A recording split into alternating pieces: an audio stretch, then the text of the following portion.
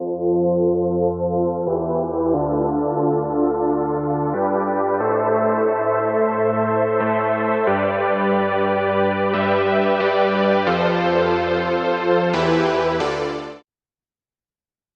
there, it's Stephanie Shea, Chief Astrologer for janspiller.com with your monthly astrological overview.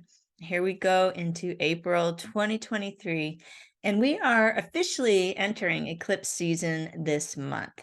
We're going to experience a solar eclipse at 29 degrees of Aries on April 20th. And this is actually our second Aries new moon of the year. If you watch these videos every month, you know that we had our 0 degrees Aries new moon back on March 21st at the equinox. Now we're following up with another Aries powerful solar eclipse on the 20th. This is the first of 4 total eclipses that we're going to have in 2023. And it's actually the first eclipse in the sign of Aries since 2013. So this is a very fast-moving month this month. We're working with the sun in Aries for much of the month. We're going to have Jupiter moving through Aries, which is speeding things up. And, you know, the day after this eclipse on the 20th, we will feel the sun shift into Taurus, and Mercury will station retrograde in Taurus. So I would say from the 21st on, we'll be feeling some breaks, some cosmically applied breaks, which is just what's needed really after such an active past few months. We've had a lot of strong forward moving energies. We all need that chance to now stop and review as we get towards the end of the month and see, do we want to keep going in this direction? What needs to be revised? Well, maybe we want to just stop and change our mind about something. So that's kind of the flavor as we come in the month. It's still all speed ahead. Now, we had both Saturn and Pluto changing signs last month, and we'll be feeling the effects of these planets' new expressions in their new signs. We had Saturn that moved into Pisces on March the 7th, and that's staying in Pisces until May 24th of 2025. So this is really a new era of Saturn in Pisces that we've just stepped into. I think it's really going to help everybody make more of a practical plan for some of their creative or idealistic dreams. Now, Pluto has been at 0 Aquarius, and it will be there until June 11th of this year. This is going to give us the opportunity to experience this planet's energy in the sign of freedom and innovation. After the past 15 years of Pluto in Capricorn, the sign of rules, limits, and responsibility, I think the world is getting ready to step into some uncharted territory. I mentioned all this last month as Pluto moved into 0 Aquarius on March the 23rd, but I thought I'd just recap, kind of like those TV shows when they said, last time, here's what happened, just in case you missed the March video. I always leave these videos up on YouTube, so if you want to go back and see previous months, they're all there for you. Now, I mentioned a bit about Saturn and Pluto, the outer planets. I think in our personal lives, the way we can use the Saturn and Pisces this month is to become more aware of any way that we might have been fooling ourselves. Instead of staying in denial, we're going to feel called to learn more about our true selves so that we can commit to a future plan that feels more empowering. It's going to be a really strong time for anyone who desires to free themselves, let's say, from any kind of addiction. There's so many addictions we can have in this world. It's not just substances. That's one of them. People might be addicted to shopping or gambling or TV.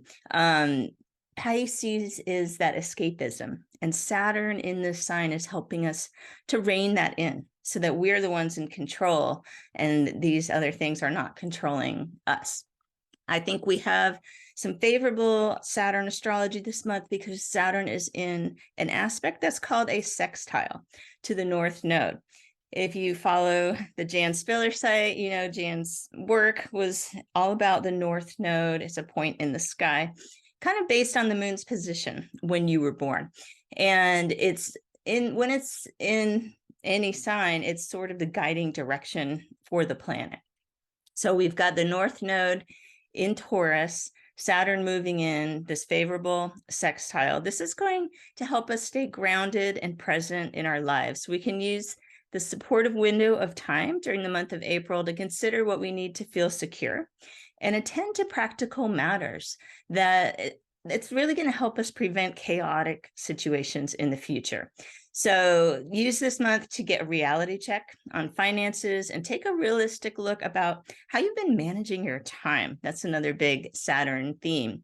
Now, in the coming months, as Pluto is settling into this 0 degrees of Aquarius, we can expect some very new approaches to problem solving, especially in our personal lives. We're really scheduled to shake off the restrictions of tradition and open our mind to new ideas. We're coming out of a phase of life that really allowed us to fully understand our limitations. And now we're ready to experiment with some new ideas, and we know what doesn't work. That's a lot of what Pluto in Capricorn kind of showed us over the past 15 years.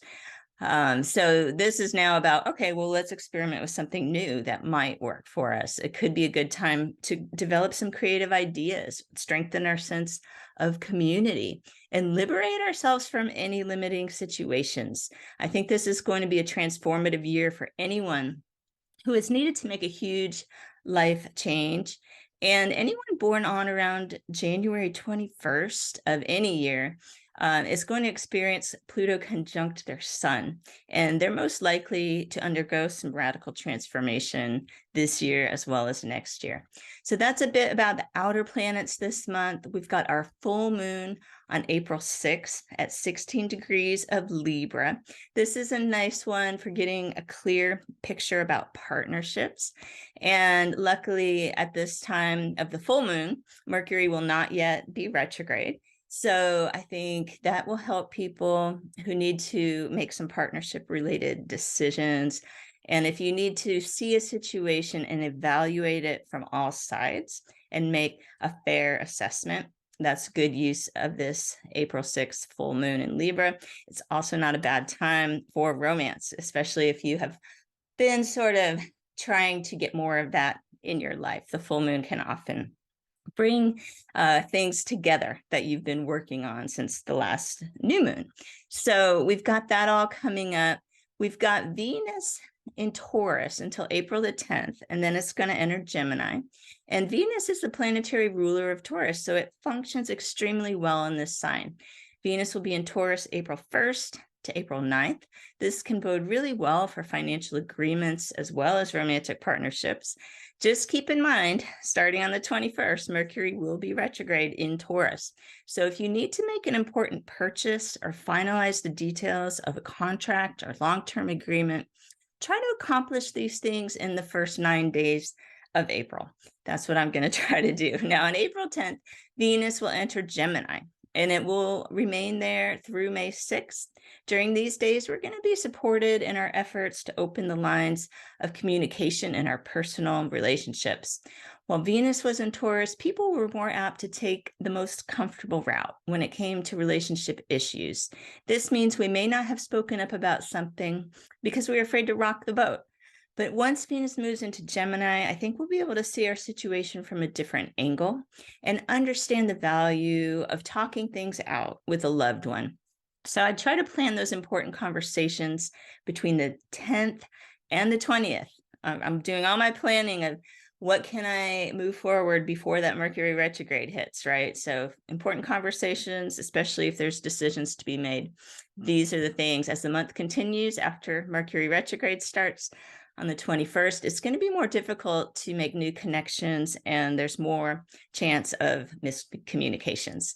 So because Mercury is retrograde, April 21st to May 14th, we're going to be most successful when we renegotiate existing agreements during that time, rather than trying to forge brand new relationships.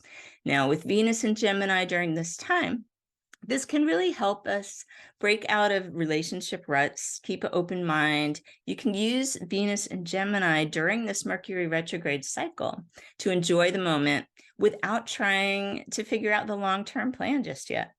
Just try being a bit more spontaneous and in the moment. Now, Mars will continue to move through Cancer all month. It's started in this sign on March 25th. It will stay in Cancer through May 19th. While Mars is in Cancer, we're going to have the ability to get in touch with our emotions, and we're going to be more likely to make decisions based on a gut feeling. So there's kind of two energies at play. Venus in Gemini is encouraging logic and analysis, which is important. But Mars in Cancer is going to prompt us to follow our hearts and take compassionate action. And the idea is to kind of balance these two energies. During the days Mars is in Cancer, we could be inspired to champion the cause of a family member who needs our help. We could be encouraged to stand up for ourselves, share our true feelings. It's going to be really important to avoid emotional overreactions, right? Because Cancer is the sign of emotion. Mars is a very passionate, reactive planet. And so this can cause people to take things personally that really are not personal. We all do this from time to time. If you know that you're prone to this anyway, just keep in mind, okay, Mars moving through Cancer, really not to get too defensive or take things personally. It's going to be pretty highly charged energy around the solar eclipse. So it's better to step back, I think, from confrontation. We might need to resolve an issue from the past. It's true, during this time, family matters might take center stage, but we really want to consider our goals before engaging in the conversation that could be emotionally charged. I think that's a good way to go. Stay focused on the final outcome that you desire so you can avoid getting carried away in the heat of the moment. Easier said than done, I know. But those are some astro tips for you. Other things you can do with this Mercury retrograde in Taurus is to do some things that get us to stop, I want to say, and smell the roses, right? It's a good time to just determine what we need to feel more stable and secure. We can be more thorough in our work.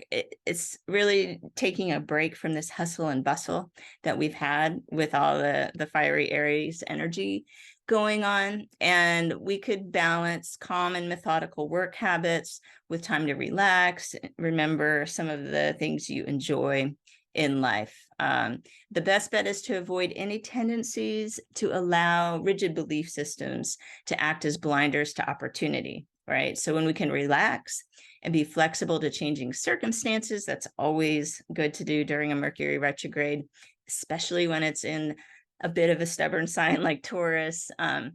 Then it's going to be easier to make the most of this time period. We're changing what we value and learning to dedicate time and effort towards what's most important to us, so we can gain more security and self-confidence as we build on our past and make strategies for the future that are going to help us have more sustainable, slow, consistent growth, right? So now the day right before this Mercury retrograde, just to recap, is this April 20th new moon, high-powered solar eclipse in Aries, 29 degrees, which is quite a strong degree. So it's a really good intention setting day. If you have Jan Spiller's book, New Moon Astrology, you know that she is very into setting intentions at every new moon, but especially Aries as a very powerful new moon, and especially solar eclipses. So even though Mercury is going retrograde the very next day, it's really good to write down those wishes or intentions, and then you could begin researching them. It won't be the time to take immediate action, but that's fine.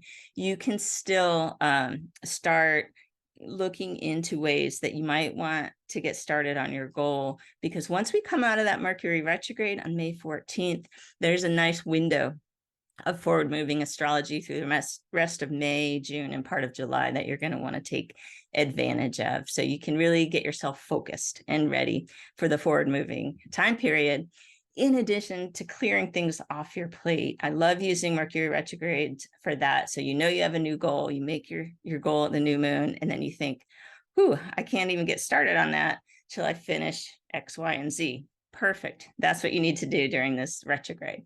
So I hope this has been some helpful information. It's going to be, I think, a good month for people desiring to orient themselves in a new direction. But remember to take it slow. All right. Have a wonderful month, and I will see you here next month with your astrological overview.